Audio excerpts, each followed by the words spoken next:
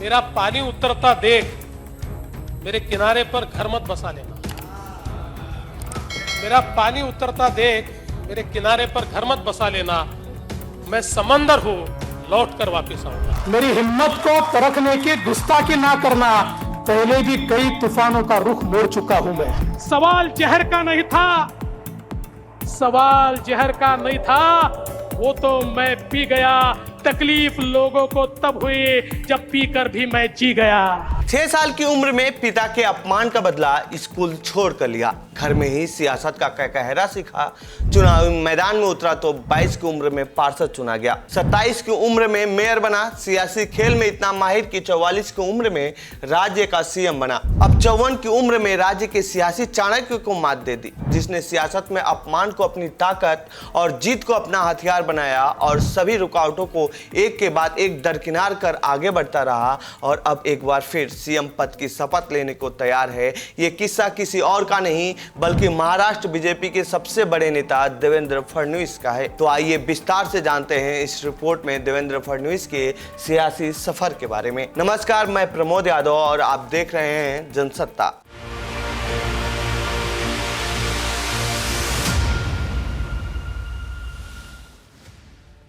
इंदिरा गांधी से देवेंद्र फडणवीस को क्यों है नफरत? 22 जुलाई 1970 को देवेंद्र फडणवीस का जन्म नागपुर के एक ब्राह्मण परिवार में हुआ। इनके पिता गंगाधर राव फडणवीस जनसंघ के नेता थे। बेटे को अच्छी शिक्षा के लिए उन्होंने शहर के इंदिरा गांधी कॉन्वेंट स्कूल में दाखिला दिलाया। इस दौरान 25 जून 1975 को देश की प्रधानमंत्री इंदिरा गांधी ने आपातकाल का ऐलान कर दिया, जिसके बाद विपक्ष के लगभग सभी नेताओं को जेल में बंद कर दिया गया। इसमें देवेंद्र के पिता भी शामिल थे। इस बात से 6 साल की उम्र में देवेंद्र फडणवीस इतना आहत हुए कि उन्होंने स्कूल इंदिरा गांधी कॉन्वेंट छोड़ दिया, क्योंकि उनके पिता को इंदिरा सरकार में जेल जाना पड़ा। उनके इस फैसले से गंगाधर राव को देवेंद्र के अंदर अपना राजनीतिक वारिस दिखने लगा। धीरे धीरे उन्होंने अपने बेटे को राजनीतिक दांव पेच सिखाना और आरएसएस के शाखाओं में ले जाना शुरू कर दिया। लेकिन जब देवेंद्र फडणवीस महज 17 साल के थे तभी उनके पिता का निधन हो गया। अब आगे की राजनीतिक सफर फडणवीस को अकेले तय करनी थी। ऐसे में उन्होंने अपनी राजनीतिक करियर की शुरुआत अखिल भारतीय विद्यार्थी परिषद से की। कैसे हुई चुनावी राजनीति में एंट्री? देवेंद्र फडणवीस ने स्कूल की पढ़ाई खत्म करने के बाद साल 1992 में नागपुर विश्वविद्यालय से एलएलबी की डिग्री हासिल की। इस दौरान वो बीजेपी के अखिल भारतीय विद्यार्थी परिषद के सक्रिय सदस्य भी रहे। ये वही समय था जब बीजेपी का राम मंदिर आंदोलन अपने पीक पर था और लाल कृष्ण आडवाणी राम मंदिर के निर्माण को लेकर रथ यात्रा कर रहे थे। देवेंद्र फडणवीस इस यात्रा में शामिल हुए थे। इस दौरान यूपी के मुलायम सिंह सरकार कारसेवकों को जेल में डाल रही थी ताकि सांप्रदायिक तनाव न हो। जेल जाने वाले कारसेवकों में फडणवीस का भी नाम शामिल था। उन्हें बदायूं के जेल में रखा गया था। इसी साल नागपुर म्युनिसिपल कॉर्पोरेशन चुनाव से उन्होंने चुनावी राजनीति में एंट्री की और मात्र 22 साल की उम्र में वो पार्षद चुने गए। 5 साल बाद ही उनकी किस्मत एकदम से पलटी और 1997 में महज 27 की उम्र में नागपुर नगर पालिका के मेयर बने। 2 साल बाद राज्य में विधानसभा के चुनाव हुए और बीजेपी ने उन्हें नागपुर पश्चिमी से चुनावी मैदान में उतारा और उन्होंने जीत दर्ज की। इसके बाद से नागपुर पश्चिमी सीट से लगातार वो चुनाव जीतते आ रहे हैं। राजनीति से इतर फडणवीस ने कपड़ों के ब्रांड के लिए मॉडलिंग का भी काम किया। कहा जाता है कि इसी दौरान उनकी मुलाकात अमृता से हुई, जो पेशे से बैंकर थीं और फिर 35 साल की उम्र में उन्होंने शादी कर ली। तब देवेंद्र दूसरी बार विधायक चुने गए थे। 2013 के बाद पलटी फडणवीस की किस्मत।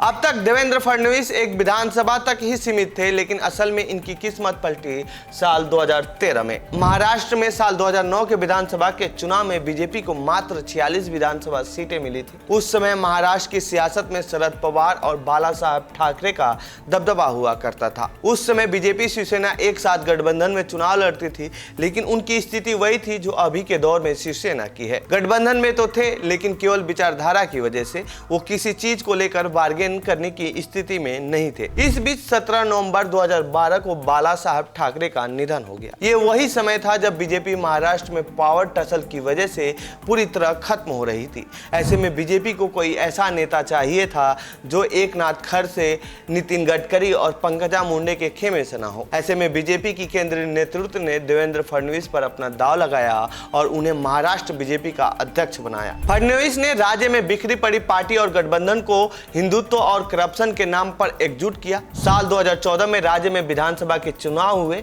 इस चुनाव के नतीजों ने सबको चौंका दिया, क्योंकि बीजेपी दशकों पुराने दबदबे वाले नेताओं को खत्म कर चुकी थी और 122 सीटों पर जीत दर्ज की थी। और फिर देवेंद्र फडणवीस का नाम सीएम की रेस में आया और बीजेपी ने रिवार्ड्स के तौर पर उन्हें राज्य का सीएम बनाया। और साथ में थी शिवसेना। शिवसेना महाराष्ट्र में बीजेपी से छोटी पार्टी बन चुकी थी। इस बात का दुख तो उद्धव ठाकरे को था ही।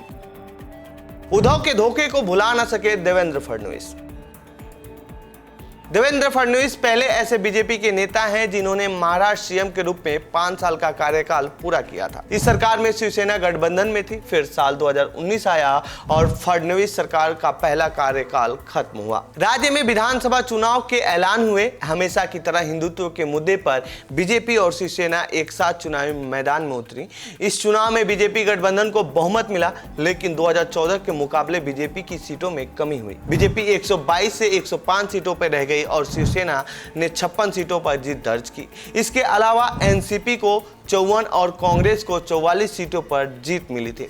तब तक एनसीपी और शिवसेना में फूट नहीं हुई थी। बीजेपी शिवसेना की तरह ही कांग्रेस एनसीपी ने एक साथ चुनाव लड़ा था, लेकिन चुनावी नतीजे आने के बाद उद्धव ठाकरे ने सीएम पद की मांग की, जिसकी वजह से बीजेपी शिवसेना का गठबंधन टूट गया। लेकिन इसके बावजूद फडणवीस ने एनसीपी को तोड़कर सरकार बनाने की कोशिश की और सुबह 6 बजे जाकर सीएम पद की शपथ ले ली। लेकिन शरद पवार की चाणक्य नीति से हार गए और उन्हें 2 दिन के अंदर इस्तीफा देना पड़ा। और फिर अस्तित्व में आया महाविकास अघाड़ी। इस गठबंधन के तहत शिवसेना, एनसीपी और कांग्रेस ने मिलकर सरकार बनाई। इससे फडणवीस इतने आहत थे कि जब विधानसभा का सत्र हुआ तो उन्होंने चेतावनी दे डाली।